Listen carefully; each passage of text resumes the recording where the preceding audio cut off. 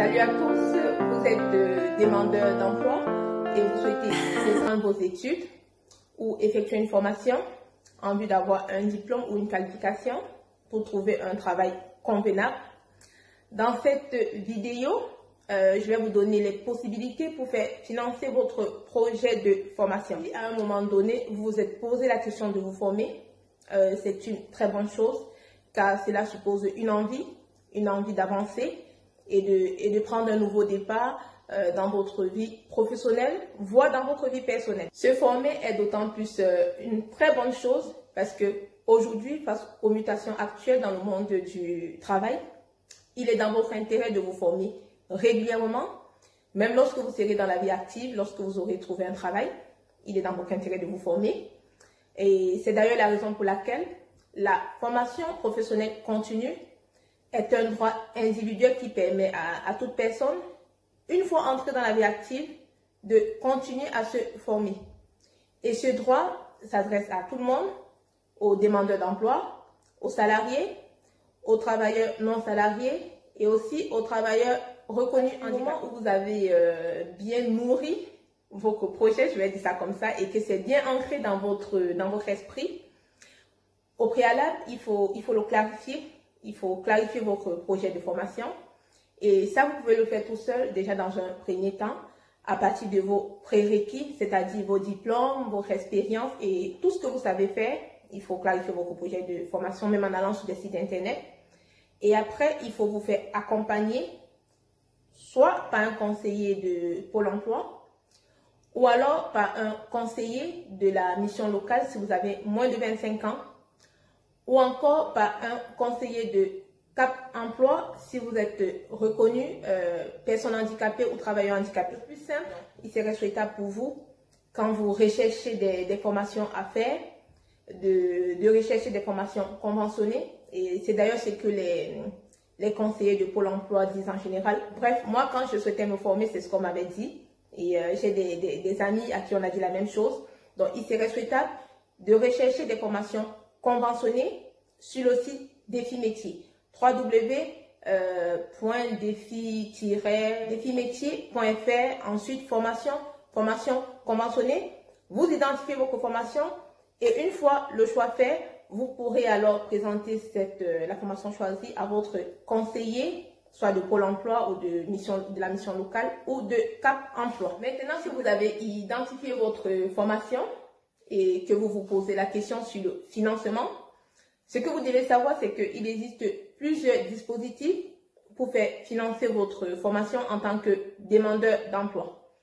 Dans un premier temps, il y a les aides de Pôle emploi, que vous connaissez certainement. Et ça, je ne l'ai pas dit plus haut parce que pour moi, c'est une évidence. Quand vous êtes demandeur d'emploi, vous devez être inscrit à Pôle emploi et vous actualiser régulièrement. Donc, pour moi, c'est une évidence. Donc, si vous n'êtes pas encore inscrit, vous allez vous inscrire. Et si c'est le cas, vous n'hésitez pas à contacter un conseiller de Pôle emploi à partir du moment où vous avez ce projet de formation. Donc, vous n'hésitez pas à contacter un conseiller de Pôle emploi pour savoir s'il est possible pour vous de bénéficier de l'AIF, qui est l'aide individuelle à la formation. Et c'est ce dispositif qui va permettre de financer les frais pédagogiques de votre formation. Toutes les formations ne sont pas éligibles à l'AIF, donc l'aide individuelle à la formation, bien évidemment. Et pour connaître les formations concernées, vous devez vous rendre sur le site de Pôle emploi, ensuite trouver ma formation. Et là, vous aurez accès à un catalogue d'offres de formation accessible aux demandeurs d'emploi dans toute la France. Sachant bien évidemment que votre conseiller va vous aider à identifier la formation qui répond au mieux à votre projet de formation. Et ça, c'est très important parce que, pour revenir à mon cas, quand j'ai souhaité me former, à la base, je voulais faire du commerce international. Et avec du recul, je trouve ça un peu rigolo parce que moi, à la base, je suis juriste. J'ai un master en droit privé des affaires et je voulais faire du commerce international et c'est ma conseillère de la mission locale, c'était la mission locale et Pôle emploi, qui m'a orientée vers les ressources humaines. Et j'ai fait les ressources humaines. Aujourd'hui, je suis très contente de ce que je fais, sachant que ma formation de juriste m'a largement aidée dans ma reconversion en ressources humaines. Spécialement, aucune démarche à faire pour bénéficier de l'aide individuelle à la formation. Donc, la seule chose à faire, c'est de faire valider votre projet de formation par un conseiller de Pôle emploi, comme je l'ai déjà dit.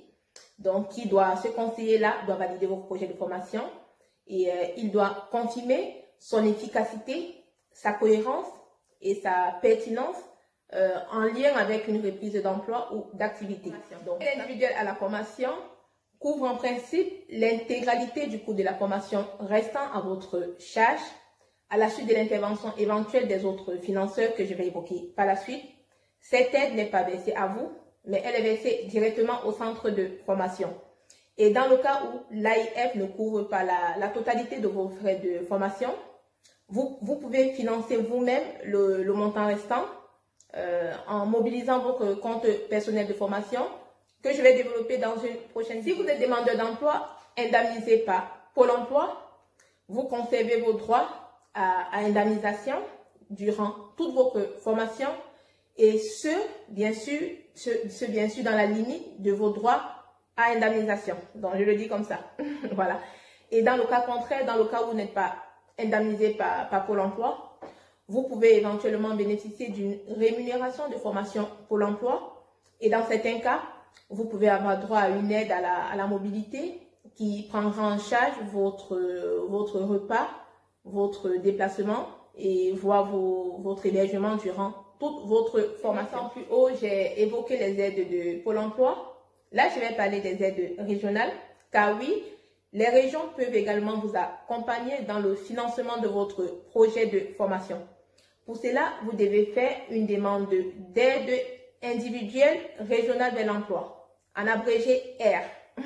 Et quand vous faites cette demande, vous devez choisir une formation ou un cursus qui figure dans la liste des formations conventionnées ou certifiantes éligibles. À la suite des aides de Pôle emploi et des aides régionales, vous pouvez également bénéficier des aides de l'AGEFIP si vous êtes personne reconnue handicapée. Donc, l'AGEFIP, c'est l'association de gestion du fonds pour l'insertion professionnelle des personnes handicapées, un organisme qui soutient la formation des personnes en situation de handicap. Donc, si vous êtes concerné, je vous invite à vous rapprocher de cet organisme-là pour connaître vos droits. En dernier recours, si vous n'avez pas pu bénéficier des aides de Pôle emploi ou des aides régionales, ou encore des aides de l'AGEFIP si vous êtes personne porteuse d'un handicap. Donc, en dernier recours, il ne vous restera que le financement personnel, c'est-à-dire par vos propres moyens.